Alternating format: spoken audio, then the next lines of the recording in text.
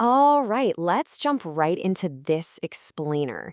Today, we're unpacking a classic parable about a deeply concerned father and, well, his incredibly lazy son. You know the type. The father knew a standard lecture just wasn't going to cut it anymore. He needed something bigger, a real wake up call to completely flip his son's perspective on life. But before we get into the father's master plan, I've got a question for you. What is the exact monetary value of one single second of your life? Seriously, pause and think about that for a moment. If you literally had to slap a price tag on one tick of the clock, what's the number? Because as we're about to see, how you answer that question basically dictates your entire approach to daily life. So let's look at how the father kicks off this lesson in part one, the first test.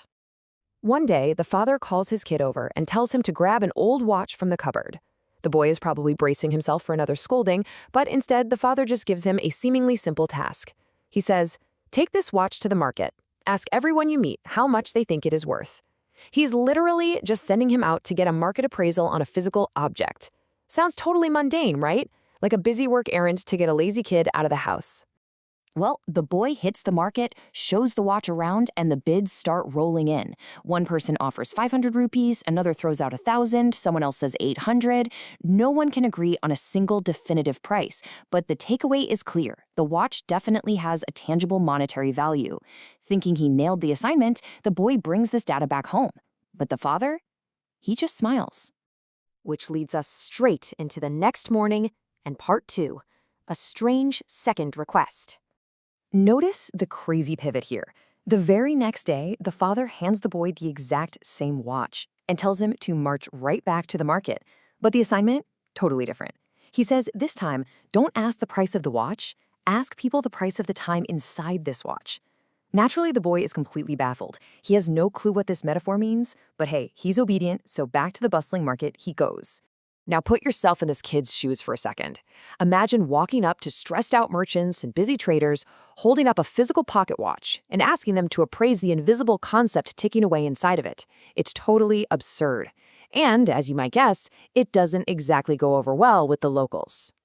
The market's reaction is, well, exactly what you'd expect.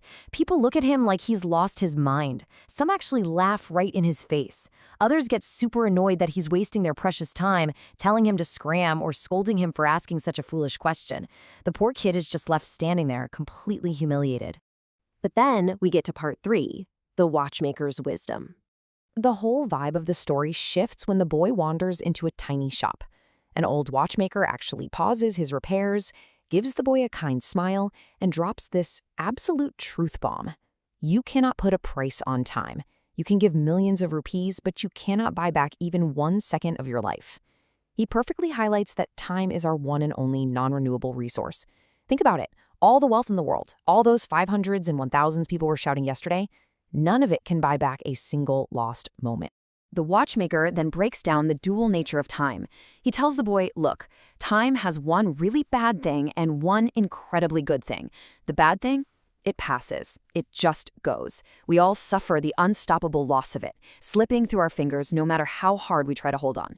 But the good thing, the absolute game changer, is that you hold the power of choice over it. You get to decide exactly how it's spent. Then, he reveals the ultimate equalizer of human existence with just one number, 24. Every single person on the planet, whether you're a billionaire or flat broke, a wandering kid or a busy CEO, gets exactly 24 hours in a day. You can't buy a 25th hour, and you don't get shortchanged with a 23-hour day. It's the absolute non-negotiable baseline of being human. So what's the real difference between people? It's not the amount of time they get, it's the intention behind how they use those hours. How you use your 24 hours literally defines who you are, what you accomplish, and where your life goes. We're all playing on a perfectly level field when it comes to the resource itself, but it's a wildly uneven field when it comes to our choices and our discipline. And that brings us to part four, the transformation. Armed with this mind-blowing realization, the boy's eyes are finally wide open. He thanks the old man, sprints back home, and tells his father everything. His dad's proud smile pretty much confirms, yep, lesson learned. And from that day on, the boy's entire life flipped. He stopped wandering around aimlessly, he started putting in the hard work, and he finally grasped the incredible intrinsic value of every single moment. Which leaves us with part five, looking at time as a priceless resource. So, how do we actually apply this kid's massive realization to our own lives? Well, we have to wrap our heads around this core paradox. Time is 100% free for everyone. You wake up and boom, your account is credited with a fresh 24 hours. But listen, just because something doesn't hit your bank account with an upfront cost doesn't mean it isn't valuable. In fact, it is literally priceless. And here's the kicker, you cannot buy it. Like the old watchmaker said, a mountain of cash is completely useless if you're trying to purchase more time on Earth, but you can use it. While your wallet can't buy it, your daily actions, your habits, your focus, those things can harness it. It's a powerful tool activated purely by your behavior.